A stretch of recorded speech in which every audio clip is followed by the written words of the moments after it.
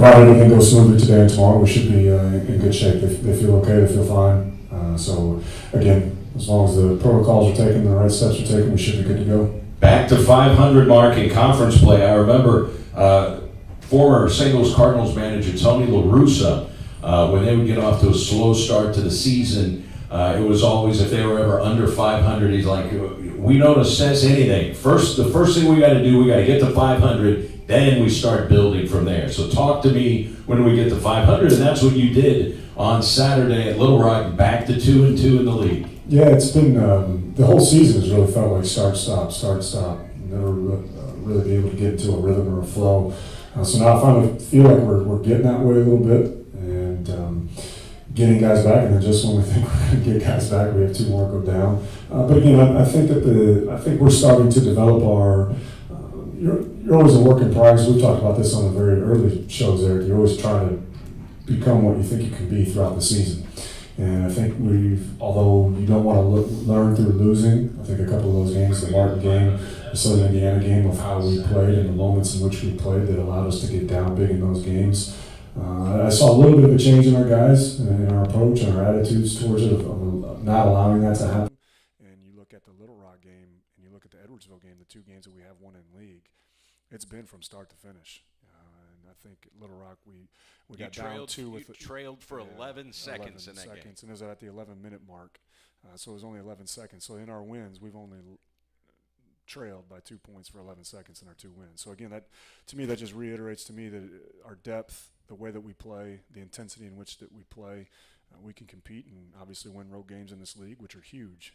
Anytime you win road games, I think there are 5 teams right now that have 1 home loss. 5 teams in the league. I mean, the road-home splits are really kind of crazy right now in the OVC. And the scores have been crazy. There's been huge swings. Lindenwood was down 20, came back and beat Little Rock. Tennessee State was down big and came back and beat Lindenwood. I think they were down 14 at halftime at something Lindenwood. like that. So there's been all these. It's been a lot of up and downs, a lot of crazy scores. But again, I think water's finding its level. And I feel if we play basketball, if we stick to basketball and do what we can do and dominate the simple parts of what we can do, we're going to give ourselves a chance in a lot of ball games. Well, one thing you pointed out quickly after the game against UT Martin was, look at this.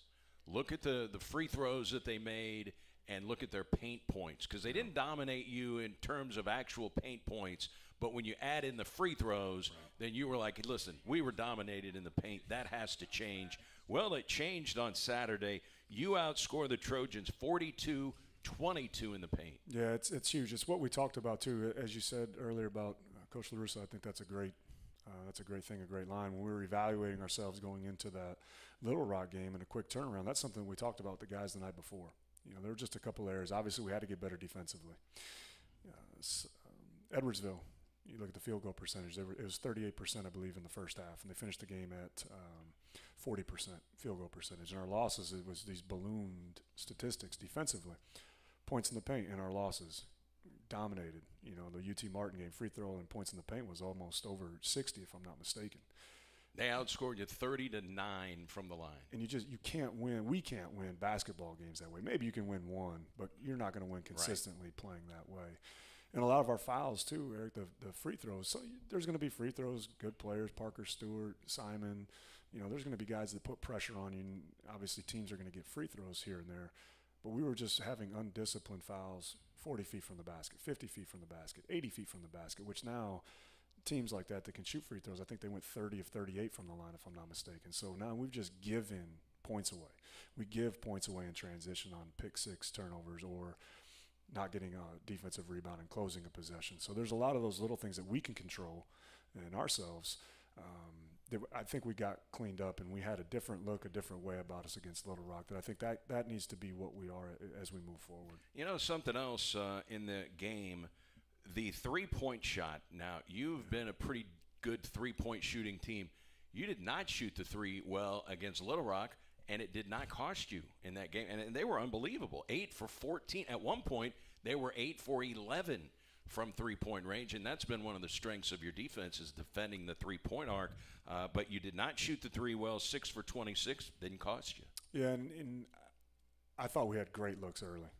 There was maybe 2 possessions the whole game where I was like, man, I'd really like to have that back, or why did we shoot that shot? Other than that, I thought Phil Russell and Chris Harris, did a great job. Dylan obviously had a career game, but I thought we played really, really well. We got great shots. Adam Larson had great shots. Israel Barnes had great shots. I thought we were taking the right kind of shots. So, again, we haven't shot the 3 well. I think we're sitting at 30% in league play, and opponents are at 34, which we would obviously love those numbers to be flipped. But I think it's there. We just haven't gotten any continuity yet in that. Israel Barnes is not shooting a great percentage from the 3-point line in league play. I don't see those numbers staying there. He works too hard. He's too good of a shooter. He's too good of a scorer for those numbers to stay. So I believe that those will go up. And once we get in a rhythm, Phil Russell's had great shots. Every now and again he'll take a bad one. But again, if you play the minutes that he plays and you have the game that he has, and the scouting report, the defensive throw against him, sometimes those shots are shots that he has to take to stay in the rhythm of the offense and the way he's playing. So I feel he's gotten good looks. He just hasn't found that quick groove yet. I think Chris is kind of in that groove. Obviously, Dylan is now in that groove. So I think if we get Israel going in that, and we get Adam going again, and Israel, again, is not going to stay in the shooting slump that he's in from the outside. So I think once we get that going, and the way that Nate performed, and Josh Early, I thought, played a pretty decent game, we're going to be back to where we think we can be offensively. And I would think once teams are starting to look at the film, you're looking at, 3 of the last 4 games, all of a sudden Dylan Branson has been a double-digit scorer. He's got to be moving up the opposing scouting report now. Yeah, and his 3rd year in the program, and he's always been one of those guys. I think probably the best thing about Dylan is in that game the other night against Little Rock, I think we called maybe 2 plays for him. And I think that's the beauty of Dylan's game. Hopefully that becomes the beauty of our offense and the beauty of the way that we play, is it's not just play-based, it's player-based. And Dylan has that ability to score. He's always been a selfless player. He has a high basketball IQ. He knows what's going on. And again, I was talking to one of his AAU coaches a couple of days ago, and he was asking how he's doing. And I said, well, this is the way that Dylan was playing before he got injured. And then he had to have that surgery, and he goes on the shelf for 6 weeks. And I don't care who you are or what you are. If you're in a boot and you've had surgery on your foot, and you can do all the bike, you can do all the pool work all you want, but until you get out there and play, that rust is going to be there. And so I think he's right back now to where he was at the beginning of the season. And so give him credit and our trainers credit for getting him back to where he's at now. But again, we saw this in all of the summer and really into the preseason until about the end of September. Dylan was playing this way. So it's nice to have him back in the fold. And again, you look at Edwardsville and the way that they're playing and the season that they're having, they brought everybody on their team back. So when you have that carryover, guys can get out there and play within the flow of an offense, and they can have success because they know exactly what's going on and where to get shots. And because everything can't be play-driven. If everything's play-driven, especially when you get into January and February, everyone's going to take your plays away. And so now can you make another play? Can you be able to perform at a level against a scouting report? And I think obviously Dylan has proven that he can do that and continue to do that. And speaking of SIUE, they're 3-1. Their only loss to you. Yeah, and we played a good game. And again, I think that we can put ourselves in that conversation. Moorhead now was picked to win the league.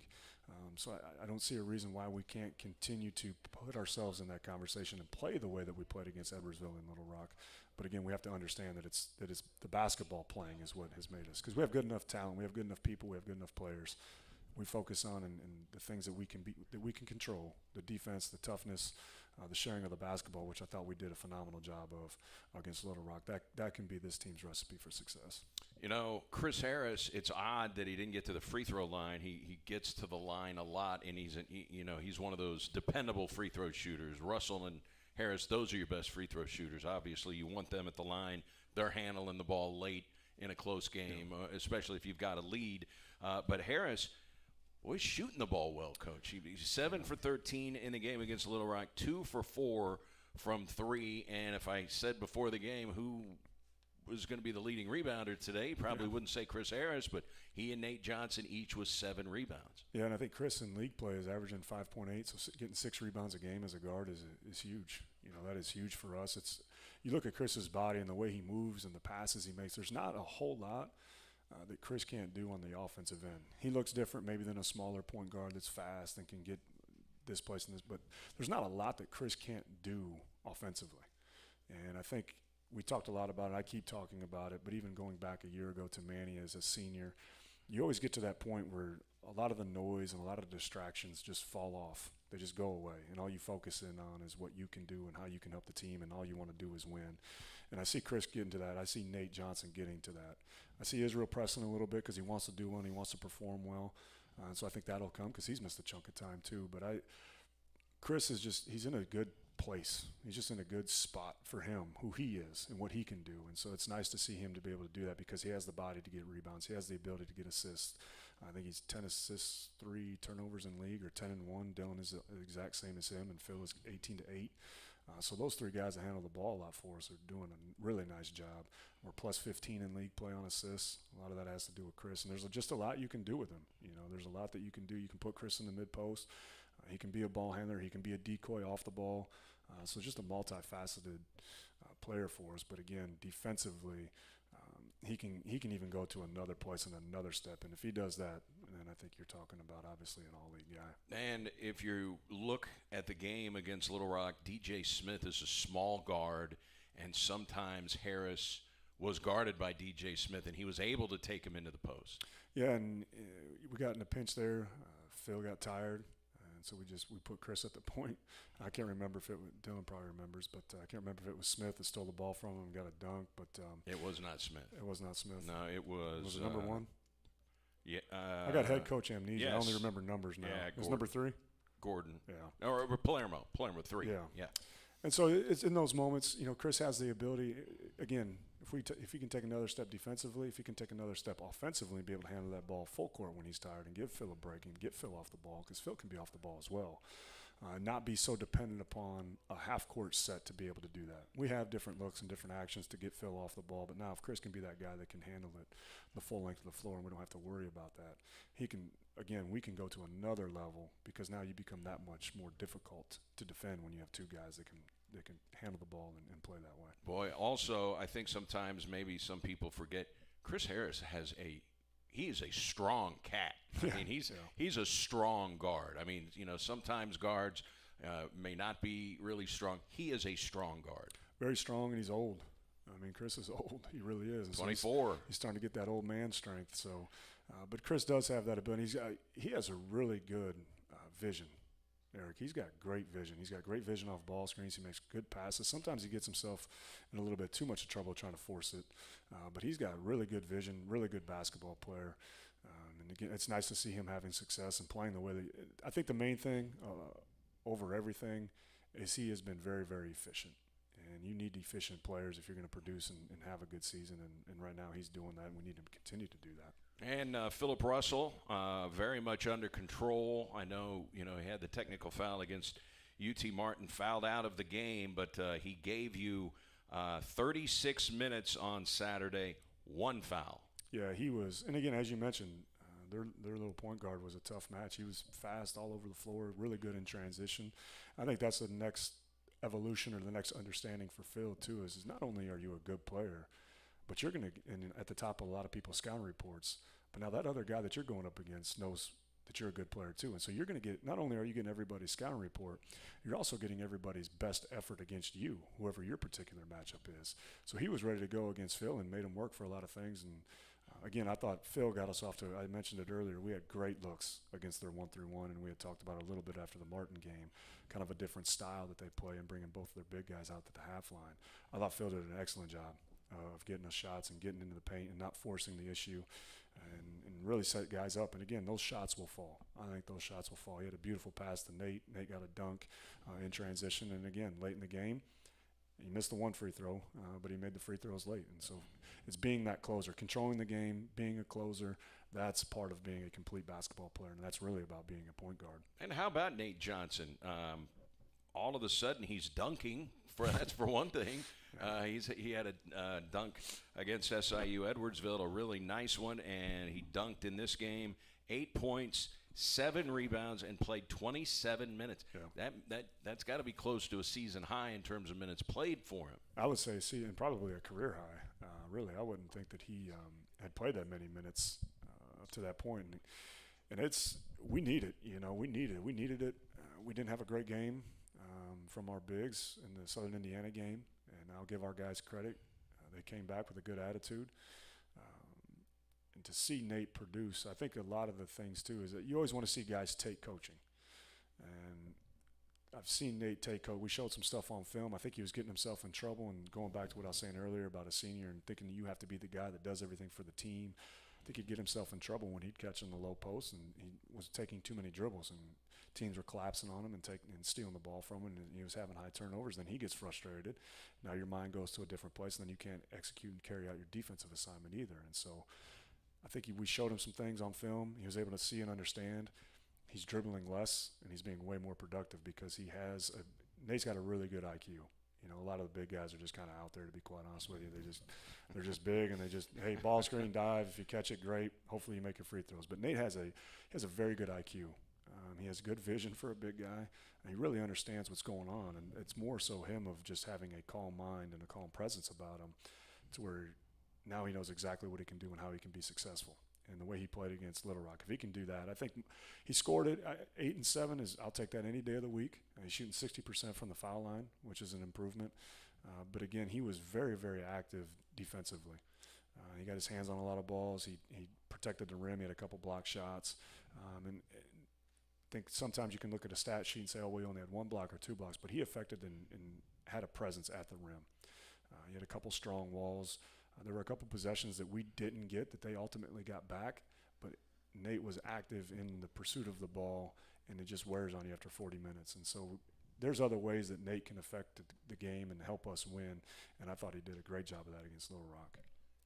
You mentioned that he's shooting 60% from the free throw line. Would you ever teach Nate Johnson's free throw stroke to any human being that wants to play basketball? The short answer is no, but I don't want to crush the young man's confidence. Oh, we love Nate. We've had him on the show. He's tremendous. No, he is, and he'd be the first to admit that he'd be sweating, but he'd laugh at it because he'd get nervous talking about it. But we actually, at the beginning of the year, I even went up to him. I was like, "Hey, have you ever thought about just banking all of them? Just eliminate any kind of confusion or just trying to make it perfect. Just hit it off the glass. Because even if you miss, maybe we'll get the offensive rebound."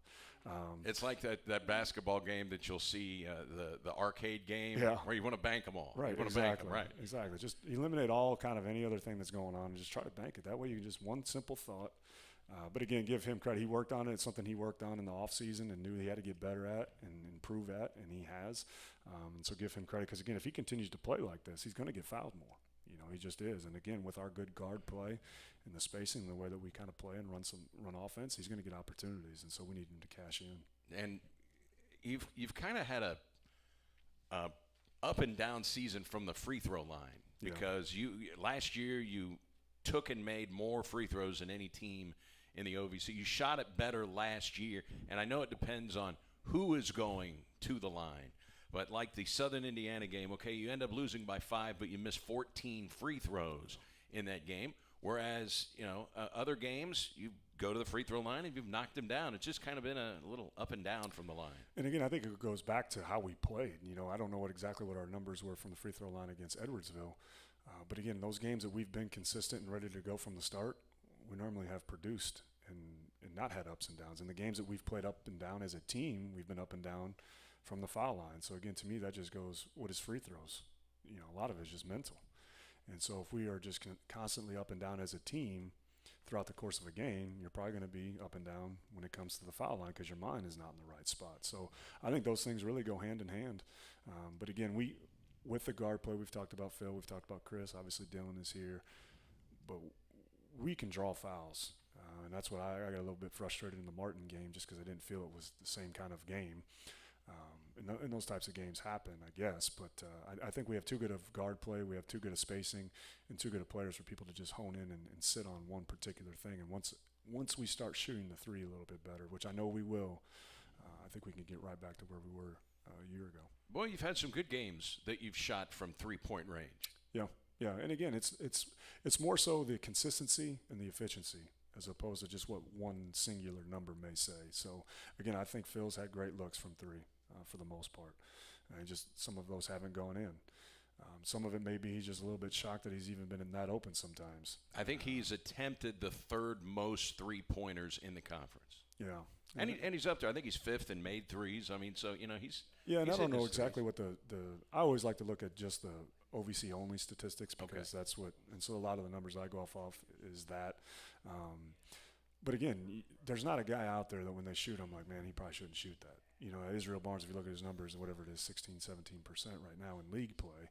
It's like, well, if you leave Israel Barnes open, I want Israel Barnes shooting that shot every single time. I told Adam Larson at halftime of the Little Rock game, I believe he was 0-3 or maybe even 0-4 heading in at halftime. And I said, hey, if you're open again in the corner, Adam, you have to shoot the basketball. You know, so I never want Adam Larson to not shoot. I don't want Israel Barnes to not shoot open shots. I don't want Phil Russell to shoot, Dylan Branson, Chris. You can go down the line. If it's a good open shot, if we've gotten a paint touch and we've gotten side to side offensively, we have to shoot those shots. We have to shoot those shots. And so I know those numbers will go up. And again, every now and again, you take a questionable shot, and that stuff happens within the flow of a game. But I don't think that we've been, again, we're plus 15 assist turnover. And so, again, that speaks to offensive efficiency and taking the right kind of shots. So as long as we don't, I think sometimes when we get ourselves in trouble, Eric, it's been possession. We'll go 4 possessions to where we don't have a good offensive flow to what we're trying to do, where we take 4 questionable shots. And then now the other team scores a couple, and they just went on a 6-0 run because we didn't do our job offensively too. So I think it's obviously basketball is hand in hand, and both things. It's not football. You can't just go play offense and just go play defense. So as long as we're taking good quality shots offensively, I think that also gives us fuel and energy on the defensive side. And our defense was there on the road against Little Rock. We got 50-50 balls. Again, we were pretty good on the glass. We ended up winning. We were down at the half on rebounds. But again, we shot poorly from 3 in the first half. So again, I thought we did a really nice job of rebounding and securing rebounds. And they came to the timeout. I think it was maybe the under 12. And I was just so pleased with the way that we had been playing to that point. And I was just reiterating to guys, don't stop doing what we're doing, because we had been playing. I don't care what the score says. We are playing exactly how we're supposed to be playing. And if we continue to do that scoreboard, that thing will take care of itself.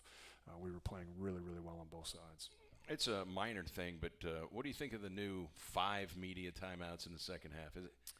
Have you seen it affect anything yet? You know what? I actually don't mind it.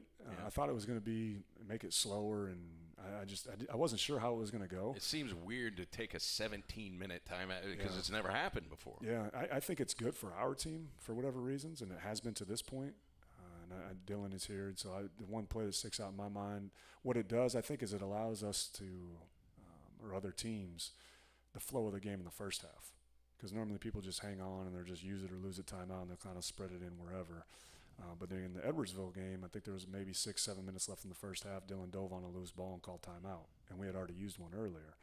And maybe in older or last year, you'd be like, oh, man, you burned 2 timeouts in the first half. It's like, well, now in the second half, you're getting that built-in 5th timeout that you don't have to call. So I think it can help you maybe in the first half of controlled tempo, or if you feel your guys are a little bit gassed or another team's going on a run, you can maybe burn another timeout earlier than you would have having saved them in the end. Can you still call a timeout from the sideline, or did they do away with that? You can do it in the last 2 minutes, I believe it is. Okay, so last not 2 minutes and last minute. For a while, you could call it from the side, and then they changed it. So. And I think now too, Eric, depending on who the ref is, if you're just yelling timeout, they'll point to the player and say, "Yeah, we just." Okay. It's kind of like we don't see anybody calling flops anymore. There's been not a whole lot of flop technicals, and I think they all got without putting something out there. I think they all kind of got the memo of, hey, this is not going how we thought it was. Just kind of ease up on that. And the timeout thing is kind of the same way. I think as long as they can hear and see a player like telling a ref that it's a timeout, they'll basically give you that time. There was a few years back in Major League Baseball, because umpires were not calling the high strike, because the letter of the strike zone, it's the letters to the bottom of the knees. Yeah. And they weren't calling the high strike. So Major League Baseball mandated, we want to see the high strike called. They called it in spring training. 3 weeks into the season, they went back to normal. Yeah. I mean, there was an emphasis early, and then it just kind of went away. What you're saying is, that's kind of what you're seeing with the flop. Yeah, because I can't remember the last time we've even seen it. In our game, knock on wood, and/or on TV. You just haven't seen a lot of it. I heard a lot of complaining. I heard Billis really didn't like it. Yeah, and again, unfortunately, the world we live in, if that's what the popular opinion is, that's what we'll pretty much go with. But again, it wasn't, and even Fran Fraschilla wasn't a big proponent of it. Right. And again, I wasn't either from the very start of the season. I just don't think that you can make official. It's hard enough as it is, and there's human error built into everything. And so you're just adding another layer of a very, very difficult thing to call, even when there is a true letter of the law, whether it's a flop or a block charge. Those are the two hardest things to determine. I don't think you can put that onus on the officials or put that on the officials and give a point to another team on a free throw, just on one whistle. A regular technical is one thing, for behavioral issues, but to just say, oh, yep, I thought you flopped or you didn't flop, and then give another team another free throw, that just doesn't even, I'm not sure what sense that made. And so I've seen it peel back. I haven't seen anything official, but that's kind of how some of those things go. So Philip Russell with the technical fouls, I know you talked to him, especially after the one against UT Martin. What I was kind of keeping an eye on was what are his emotions in this Little Rock game. I thought there was one point in the first half where it looked like he got a little emotional, and I noticed his teammates came over and got him, and because you were going to a timeout. Yeah. Is that something you talk about? Hey, if Phil is, getting a little competitive, or there's some talking, go over there and just take care of business. Do you even say that to any of your other players? We've talked about it. Obviously, we've talked about it at length with Philip individually, and the biggest thing is people don't understand that it's hard to explain. Sometimes when he's talking, he's not talking to the official, or he's not Correct. talking to the other player. He's just talking. He's just talking, and it's emotion based. Sometimes some of it you have to let 18 to 22-year-olds be 18 to 22-year-olds too. And it's not just Phil. It's that old saying, the second guy always gets caught. Right. And so there's a lot going back and forth on both sides. And so I just think we could do a better job. Probably we all have to do a better job. Because again, it's a issue for us, and if we don't do it, then it's not even an issue. So we have to be better in that area. But at the same time, some of it is a couple of them have been kind of head scratchers of like, really, like that's like you obviously haven't been around many teams if that's what you think is a technical foul. But again, all that said, too much is too much, and finding that line and not crossing it is very, very important, because at the end of the day, it only hurts him, which ultimately then only hurts us. And some of it we don't need.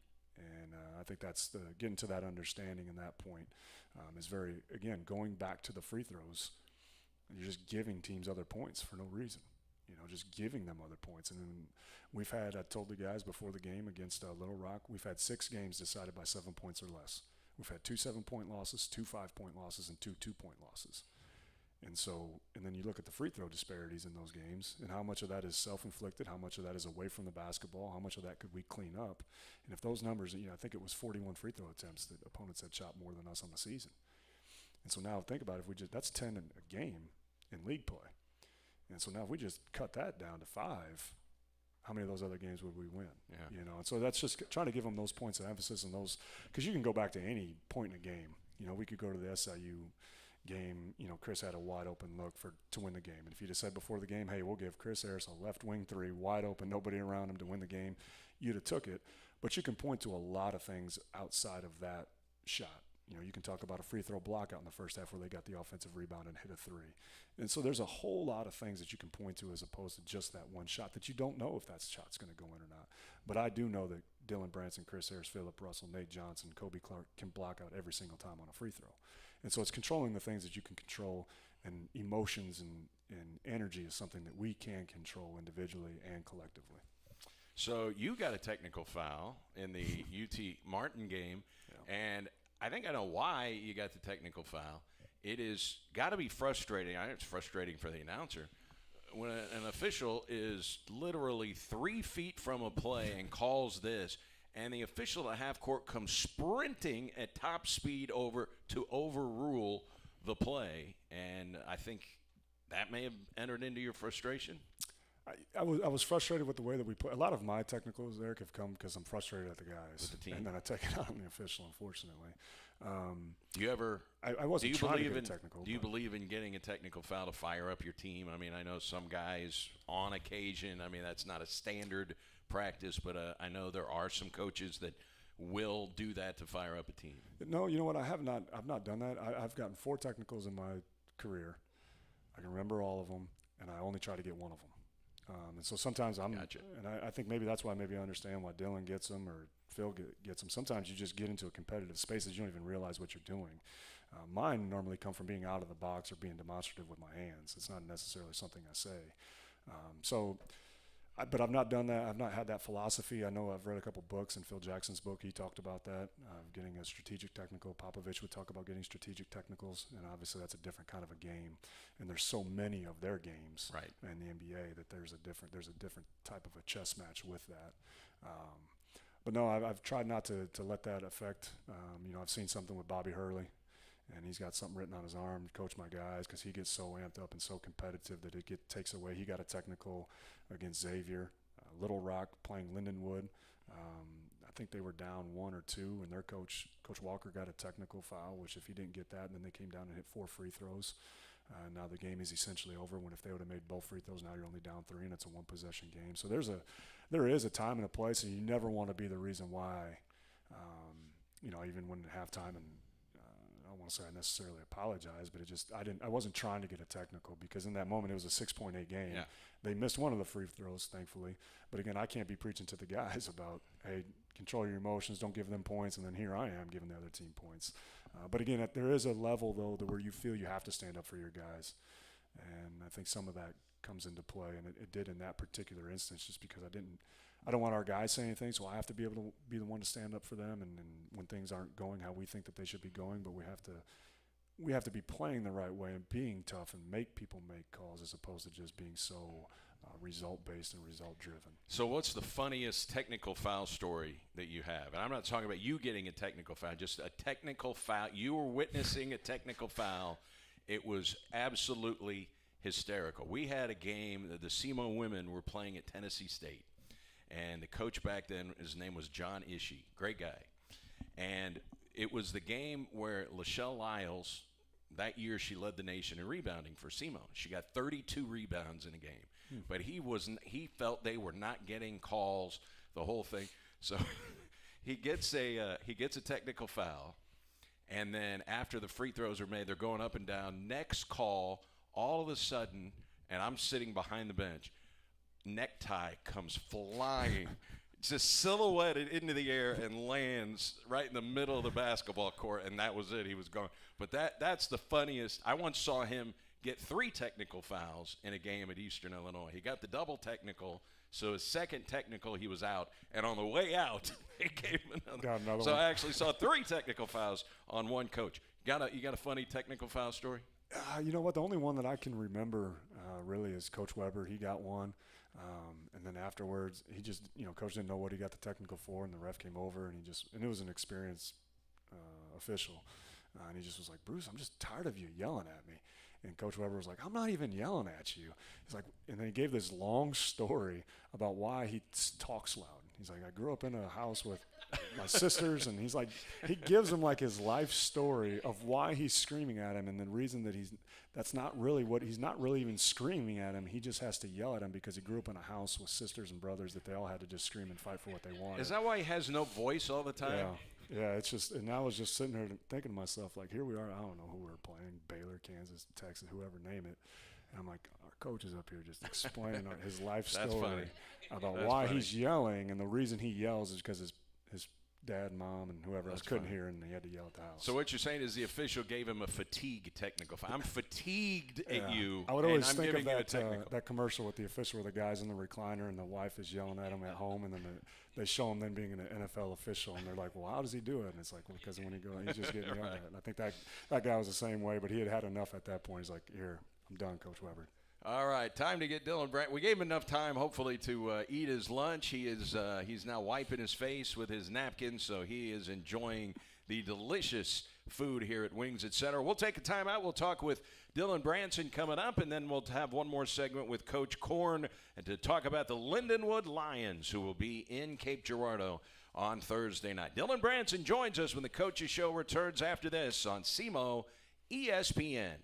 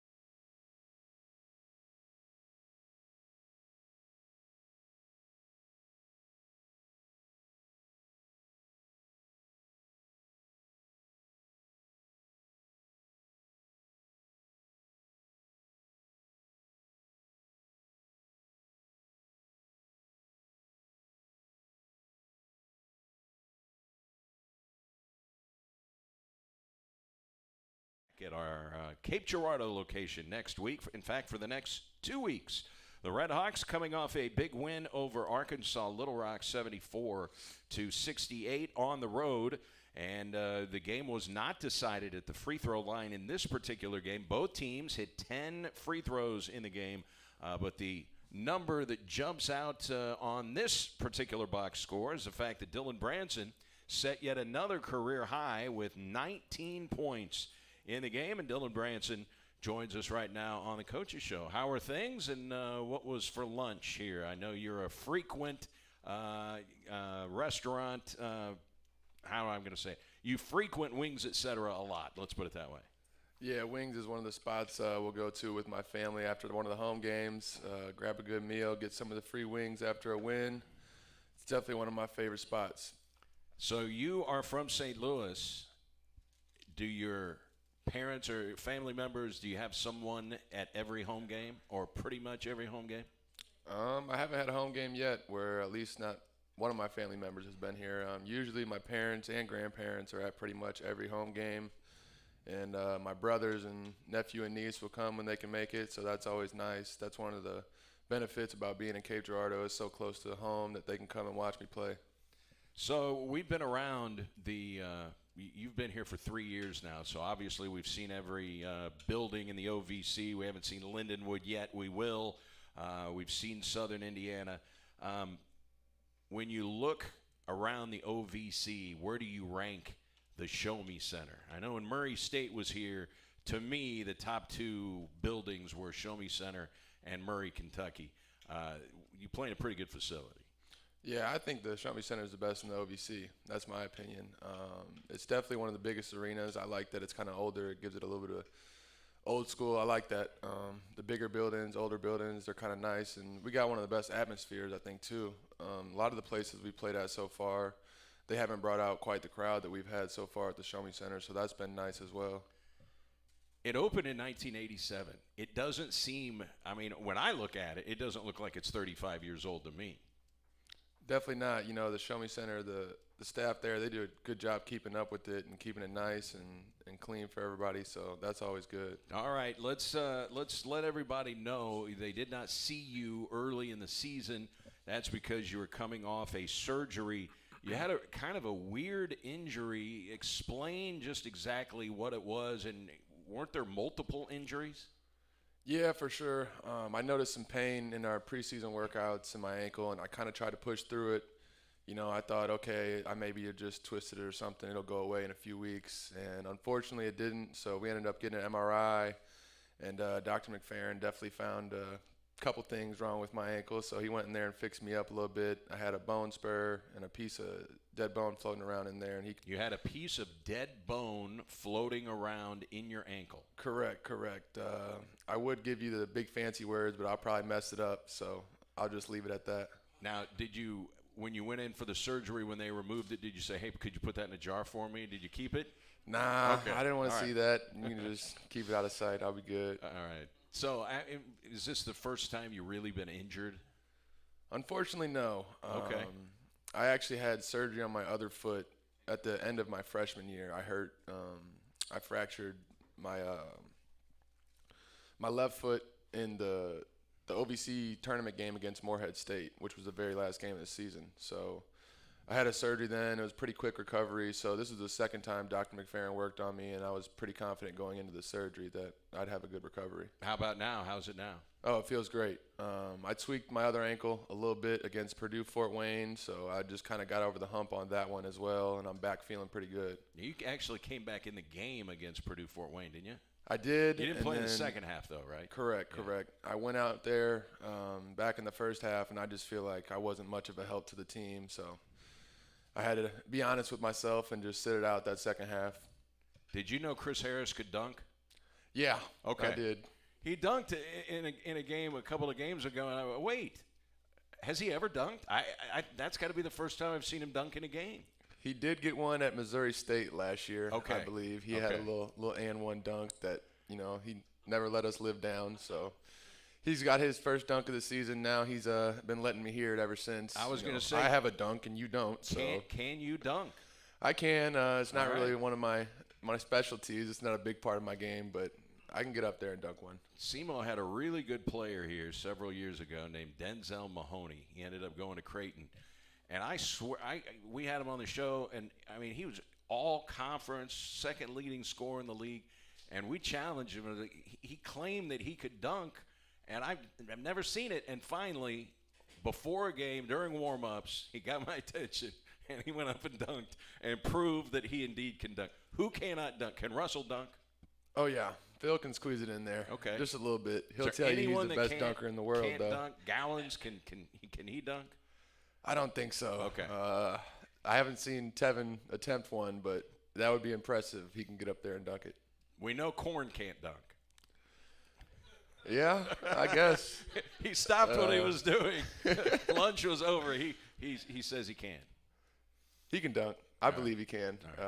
Funny story, me and Coach were playing a little one-on-one. I think it was either last year or the year before. And he went down the lane like he was going to dunk one on me, and then he missed, and he was like, oh, I was afraid you were going to foul me. That's why I didn't dunk it. Well, we don't have to ask you for a good Coach Corn story because we just got it right there. All right. Does the rim look like it's the size of a hula hoop for you right now? You're really playing well. You're shooting the ball well. Yeah, I think I've been shooting a little bit better lately, especially from three.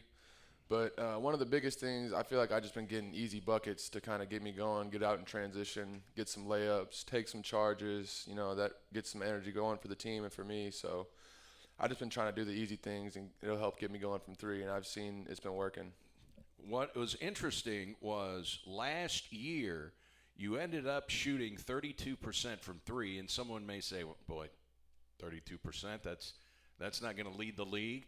But I think people forget you missed your first 10 three-point attempts last year. So to get your total to 32%, you really shot the ball well after that cold streak, and you're shooting the ball well right now. Yeah, I want to give a lot of credits to my coaches and my teammates. They instill a lot of confidence in me, especially when we're going through a little bit of a rough patch where I may not be hitting as many shots. And they help keep my confidence high and let me know, hey, keep shooting the ball like it's going to go in. Just stay in your shot, especially Coach Wheeler. Every time he tells me to hold my follow through and stay in my shot, and I've just been trying to keep that in mind. And my teammates, they let me know, like, hey, you're a great shooter. Keep shooting the ball. When your feet are set, let it go. You're one of the guys, you're not technical foul emotional, but you will show some emotion, especially when you disagree with a call where you think, oh, no.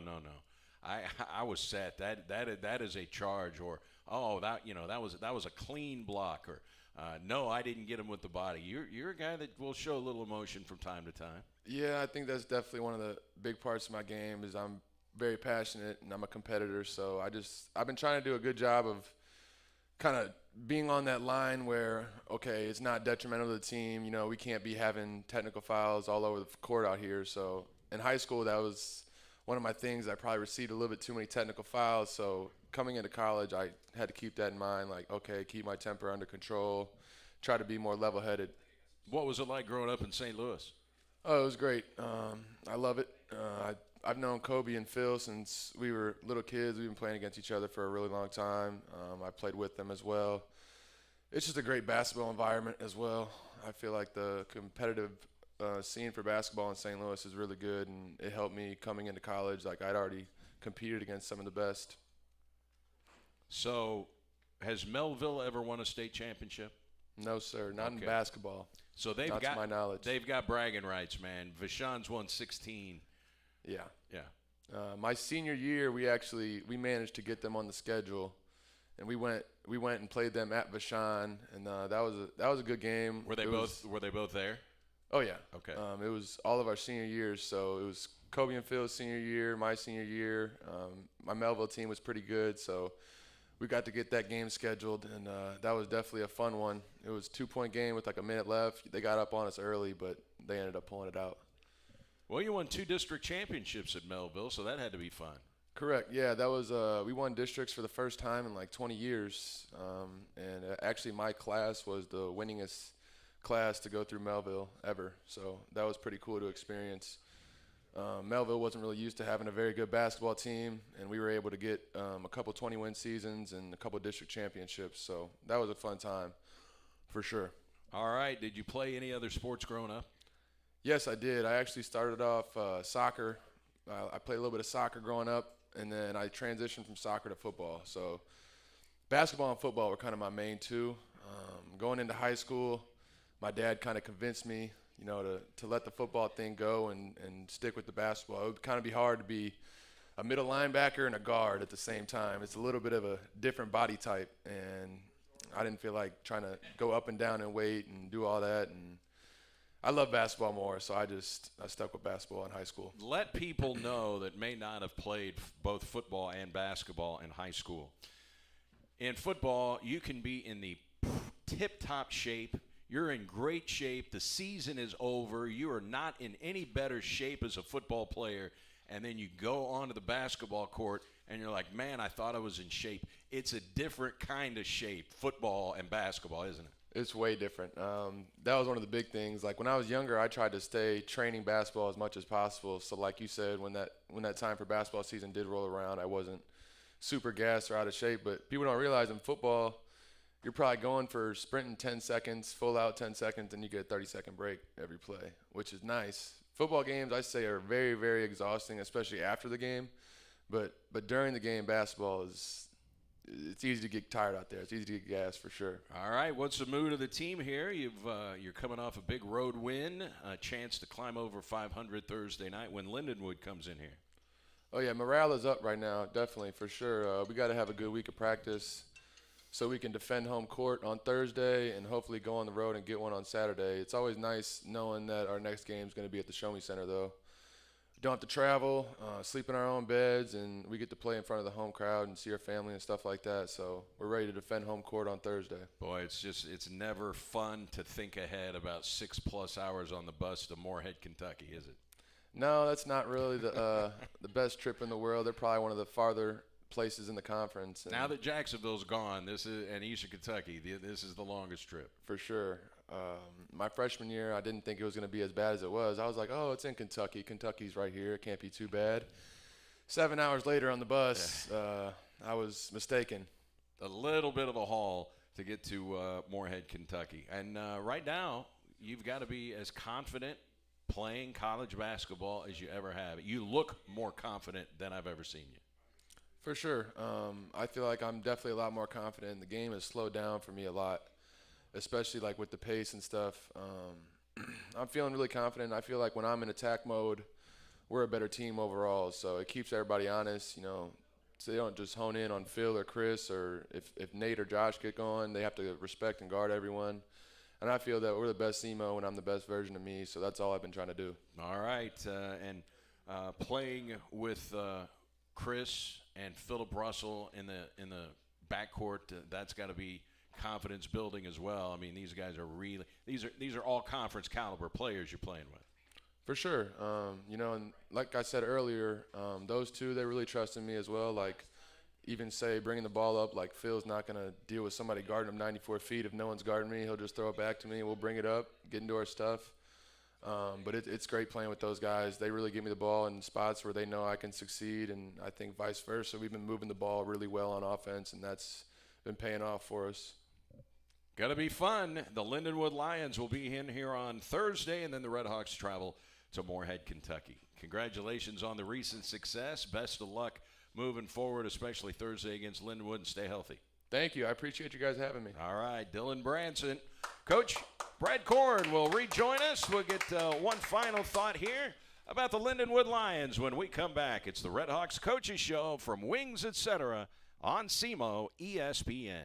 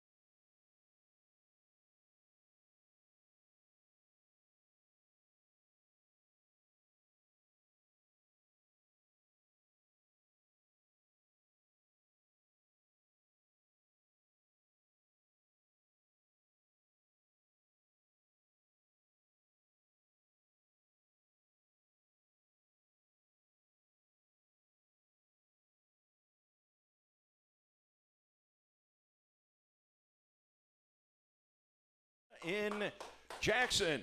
And don't forget, they have over 70 items on the menu here at Wings Etc. that are not their award-winning jumbo wings, which Dylan Branson just enjoyed, the bone-in wings, prior to his appearance here on the show. And you can also now order online on the Wings Etc. website, and you can have it delivered through DoorDash. So they make it as easy as they possibly can for you to enjoy Wings Etc. Good food, great times, the home of the Red Hawks Coaches Show. Brad Korn rejoining us. Coach, this is a Lindenwood Lions team that already has a couple of conference victories. Making the jump up from Division II is tough, and I think some people going into the season thought, boy, it may be a rough transition here for Lindenwood.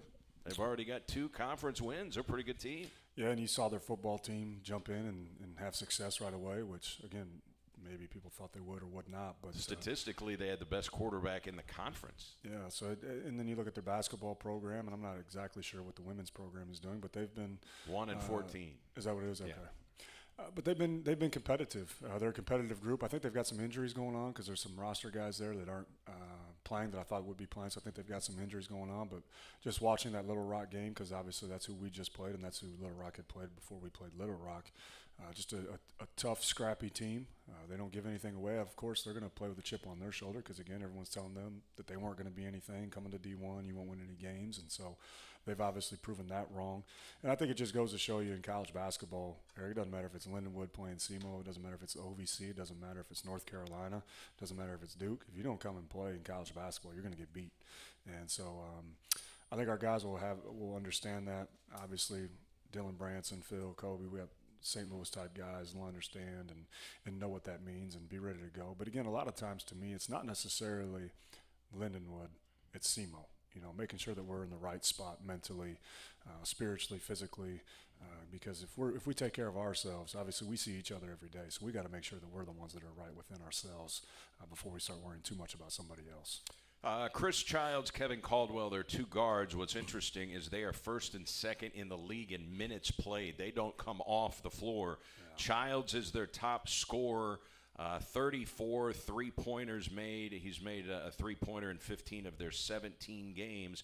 And then they bring a guy off the bench named Keenan Cole. He's a double-digit scorer, 12 points a game, but he comes off the bench. He has not started a game. The 2nd most accurate 3-point shooter in the league. So those top 3 scorers are all really good players.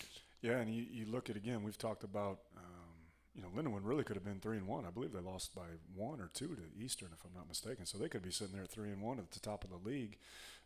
Again, every game is different. Every opponent is different. It does not matter what you did over the weekend. Doesn't matter what you did yesterday. I'll go back even a year ago.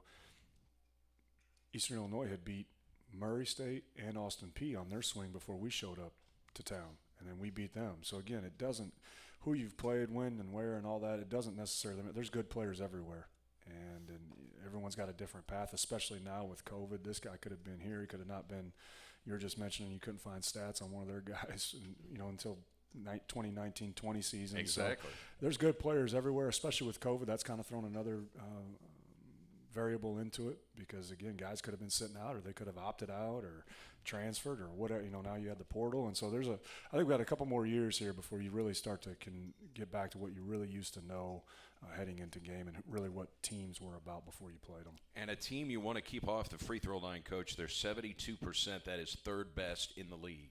Yeah, and against Little Rock, they were down 20. It was not looking good. They got down by even more than that in the first half. And then the second half, they just came back. Possession by possession, possession by possession. I think they hit 11 of their final 13 shots in that game. Yeah, and it just goes to show you, you're never until the buzzer goes off. That game is never over. And Kyle does a great job. Obviously, was an assistant here before, so he's going to have those guys ready to go. This league, this town, Show Me Something, to be nothing new for him. So, they've been up to the billing and ready for the challenge in every game that they've had. And so again, it's going to be. It does not matter who you play. You're playing yourself, and I think that's what we've gotten ourselves into. Is we've played ourselves too much mentally, been in our own way, And so now we've got to be ready to go and know exactly who we are and what we are and how we're going to go approach it. And I think, as Dylan said, I think our guys are in the right mental space to do that. And when you say Kyle, you're speaking of their coach, Kyle Gerdeman. He's a SEMO grad. He was here for 3 years under Dickie Nutt. So have you run across Kyle Gerdeman in the past? I mean, are you familiar with him? Yeah, I am actually. Very familiar, obviously, when I was at SIU and he was here. And Coach Lowry was, I believe, here with him and Keno Davis, if I'm not mistaken. That was the assistants at that time. That's a pretty good coaching tree for Gary Garner. And Tom Schuberth, I mean, he was a head coach at Texas Pan American. So and Coach Schubert, actually, I took a foreign tour to China, and he was our coach in China when I was a player at SIU. So but all of those guys got Division I jobs. They all worked for Gary Garner. Yeah, and you look at teams that have had success. Obviously, went to the NCAA tournament. Right before that, I believe it was then. Right? Wouldn't that be about right? SEMO 99-2000 team. Yeah, so that was right after that. So, again, you look at Coach Weber, all his assistants went on to be Division I head coaches. And so you look at Matt Painter at Purdue, a lot of guys of his guys have gone on to be. So it's never just one guy. It's never just one player. It's that whole organization. And obviously that was a good group of guys that were here. And so, yeah, I've known Kyle. We've crossed paths multiple times, even on the recruiting trail, because when he was at Central Michigan with Coach Davis, he would come back to his roots and come back to the Midwest. So I see him a lot on the recruiting trail, and so it's a small world. The college basketball world is a small world. And just to put it to bed, Brad Korn can dunk. Is that correct? Yeah, I don't care what Joe Hop says or what video he may or may not have. I promise you I can dunk. And just like Dylan, that's not my forte, but I can do that. And for people that don't know, I mean, Coach Pickens, Keith Pickens, you know, he would post dunks on his Twitter page and everything. He suffered a pretty severe injury. For those who may have wondered, okay, I didn't see him on the road trip, but if they've seen him at the Show Me Center in the leg brace, explain just exactly what happened with Coach Pickens. It happened at Iowa, right? Yeah, it happened at Iowa and just jumped and tore his quad tendon and had to have surgery right before Christmas. Pretty significant. I had the rotator deal a year ago, and he's had this, and so it put him on the shelf. The just fear of traveling and having your foot elevated or on that bus for that long of a time. So just out of extreme caution, he hasn't traveled. Probably Moorhead will be the last one that he misses, just travel-wise, and then after that he's making progress, doing well. But again, just and he's a poor guy's been hurt even when he was a player, and so getting him back out there, and obviously it's a big loss whenever you don't have one of your guys, whether that's a player or a coach. We're a small enough organization as it is, and so really, you can really tell when a guy isn't there, especially Coach Pick, because he brings the energy. He's active in practice, so it'd be nice to get him back out there once he gets everything taken care of. All right, keep Coach Pickens in your prayers as he recovers from that injury. Coach, we'll see you Thursday night at the Show Me Center, and thanks so much for your time, as always. All right, sounds good, Eric. Thank you. That is Coach Brad Korn, and that's going to do it. Thanks to Rachel Cook and Mike Reddick here on site. We appreciate their outstanding help, as we do every Monday Coaches Show, and that is a 5 o'clock tip-off for the women. Thursday, men will go about 7:20. We'll talk to you then. Enjoy the rest of your Monday, everybody. So long from Wings Etc.